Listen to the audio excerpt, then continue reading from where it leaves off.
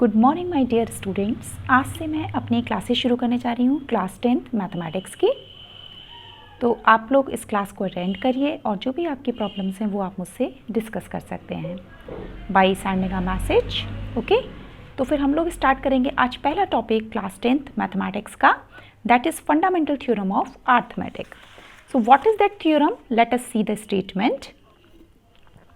Fundamental theorem of arithmetic says every composite number can be expressed as the product of primes, and this factorization is unique except for the order in which the prime factors occurs.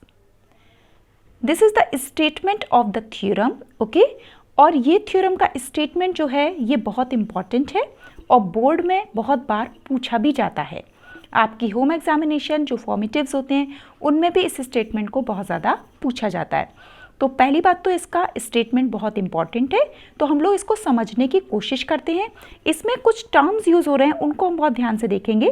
पहला term हो रहा है composite number, फिर आपका term use हो रहा है product of primes. तो पहले हम इनको समझने की कोशिश करते हैं, उसके बाद ठीक है क्या है ये कंपोजिट नंबर।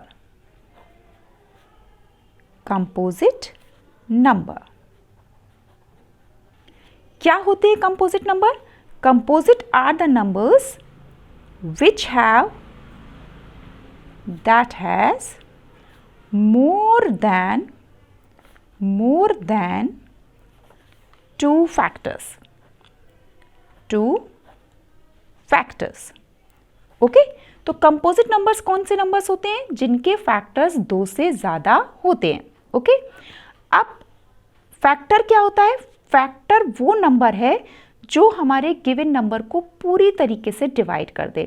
अब पूरी तरीके से मतलब क्या होता है? जैसे फॉर एग्जांपल अगर 20 है नंबर, ठीक है, हम इसको 5 से डिवाइड करें तो क्या होगा? 5 4 जा 20, रिमाइंडर क्या आ गया? 0।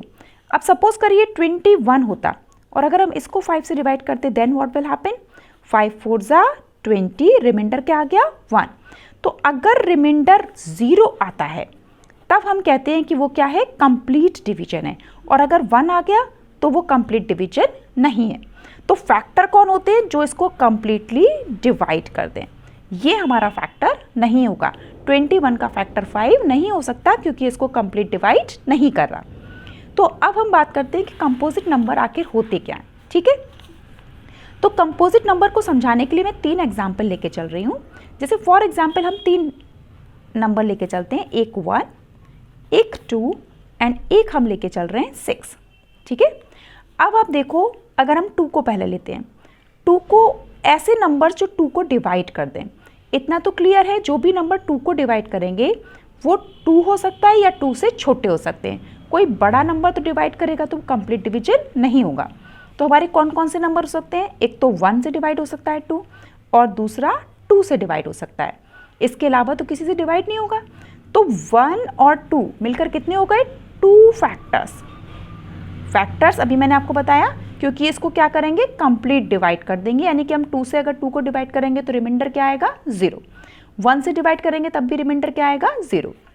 तो कितने फैक्टर हो गए? 2 फैक्टर। अगर 2 फैक्टर आते हैं तो ऐसे नंबर्स को हम लोग बोलते हैं प्राइम नंबर्स। प्राइम नंबर्स ऐसे नंबर्स होते हैं जिनके केवल 2 फैक्टर्स होते हैं। एक तो कौन होता है? 1, क्योंकि 1 सभी को डिवाइड करता है। और दूसरा क्या होता है? वही नंबर जो कि जिसका कि हम फैक्टर निकाल रहे हैं, यानी नंबर इटसेल्फ। ठीक है, अब आप आ जाइए 6 पर। तो अगर हम 6 की बात करें तो ऐसे कौन कौन से नंबर हैं 6 को डिवाइड करेंगे? सबसे पहला नंबर तो हमारा 1 ही होगा, क्योंकि 1 तो सबको डिवाइड करता है। दूसरा कौन हो जाएगा? आप जानते हैं 2 की टेबल, 2 3 जा 6, फिर क्या होगा? 3 2 जा 6 एंड 6 1 जा 6। तो ऐसे कितने नंबर्स आ गए हमारे पास? 4 नंबर्स। यानी कितने फैक्टर्स हो गए? 4 फैक्टर्स। ठीक, अब 4 फैक्टर्स हैं तो ये नंबर क्या कहलाएगा? यानी कि 4 फैक्टर्स कैसे हो गए? 2 से ज़्यादा। तो ये नंबर क्या कहलाता है? Composite number.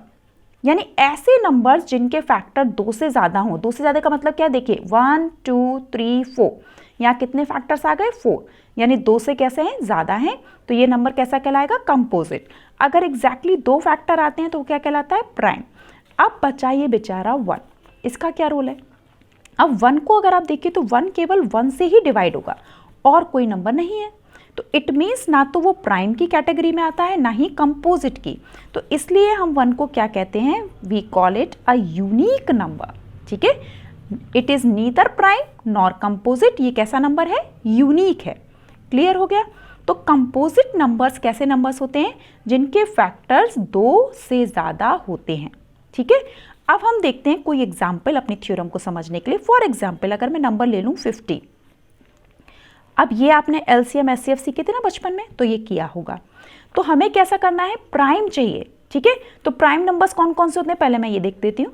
देखिए प्राइम नंबर 1 तो होता नहीं है, तो मैं क्लियर हो गया। अब कहाँ से शुरू होंगे, 2 हो सकता है, 3 हो सकता है, 5 हो सकता है, 7 हो सकता है, फिर 11 हो सकता है एंड सो ऑन, कई सारे हो सकते हैं।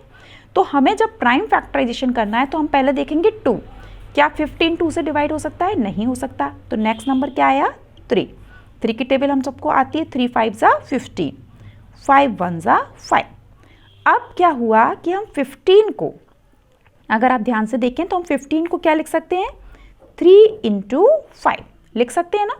तो फिर यही हमारा, देखो अब पहले आ जाओ स्टेटमेंट पे।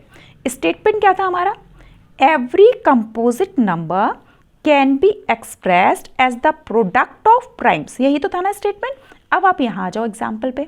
यहाँ पे हमने क्या करा, ये कंपोजिट नंबर था। कंपोजिट नंबर क्यों है, क्योंकि इसके फैक्टर्स क्या हैं, 3 भी है, 5 भी है, 1 भी है, यानी 2 से ज़्यादा फैक्टर्स हैं, तो एक ऐसा नंबर है कंपोजिट है। अब हमने इसे प्राइम्स में एक्सप्रेस कर लिया 3 और 5, तो 15 को हम 3 × 5 भी लिख सकते हैं, यानी प्रोडक्ट ऑफ इट्स प्राइम भी लिख सकते हैं। तो ये तो हमारा पहला स्टेटमेंट हो गया। अब आप बात करिए आगे की, ये क्या बोल रहे हैं, and this factorization is unique. ये फैक्टराइजेशन कैसा होता है, यूनिक होता है। अब यूनिक का यहाँ क्या मतलब है, क्या मैं 3 और 5 की जगह 3 × 2 लिख सकती हूँ, क्या ये पॉसिबल है, क्या मैं इन दोनों में से किसी एक को चेंज कर दूँ, क्या 3 2 ज़ा 15 हो सकता है, नहीं हो सकता।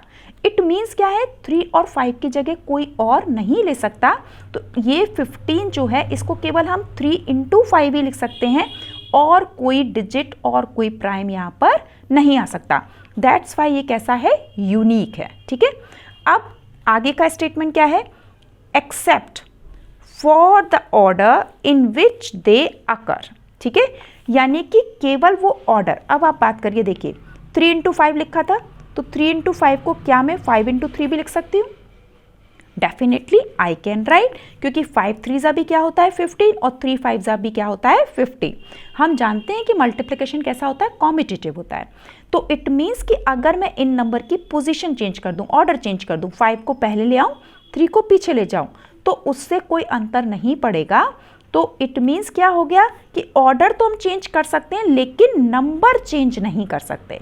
तो यूनिक है, केवल ऑर्डर एक्सेप्टेबल है चेंज करना। तो ये हमारी फंडामेंटल थ्योरम थी। तो क्या थी, अब आप पूरी तरह से फिर से पढ़िए, देखिए आपको समझ में आ जाएगी। Every composite number can be expressed as the product of primes, जो कि अभी आपने देखा कि 15 को हम लोग क्या लिख सकते हैं, 3 × 5। And this factorization is unique except for the order in which they occur, यानी कि इसकी जगह हम कुछ और नहीं लिख सकते, हाँ ऑर्डर हम चेंज कर सकते हैं। अब मैं एक और एग्जाम्पल ले लेती हूँ तो आपको और क्लियर हो जाएगा। जैसे फॉर एग्जाम्पल हमने ले लिया 20। ठीक है, अब हमारे प्राइम नंबर्स तो हम जानते हैं 2 3 5। अब ये कैसा नंबर है, इवन नंबर है, तो हम किससे स्टार्टिंग करेंगे, बिगिनिंग 2 से। फिर क्या आ जाएगा, 2 1 ज़ा 2 एंड 0।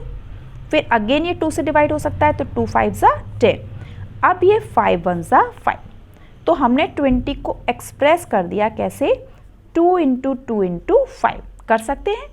अब मैं चाहूँ तो ये भी कर सकती थी कि 5 × 2 × 2 लिख देती, तो उससे कोई अंतर नहीं पड़ेगा। तो हमारी फंडामेंटल थ्योरम बस यही है, क्या कहती है वो, कि कोई भी कंपोजिट नंबर को हम उसके प्राइम के प्रोडक्ट के रूप में एक्सप्रेस कर सकते हैं।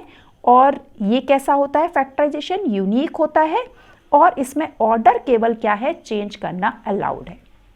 क्लियर, क्योंकि देखिए अगर मैं 20 को ऐसे भी तो कर सकती हूँ ना, मैं 5 से स्टार्ट करूँ, 5 4 ज़ा 20। अब 2 2 ज़ा 4 एंड देन 2 1 ज़ा 2, तो दोनों कैसे हैं, करेक्ट हैं। तो ऐसा तो पॉसिबल है, लेकिन डिजिट यही आने वाली हैं, प्राइम नंबर यही आने वाले हैं। तो क्लियर हो गया। तो ये थी हमारी अर्थमेटिक थ्योरम, यानी कि फंडामेंटल थ्योरम ऑफ अर्थमेटिक। ठीक है, अब आज मैं केवल इतना ही टॉपिक ले रही हूँ, इसके अलावा मैं और टॉपिक्स आपको धीमे धीमे सब सिखा दूंगी। तो आप लोग अपने व्यूज़, अपने जो भी आपको डाउट्स हो वो शेयर करते रहिएगा। Thank you so much.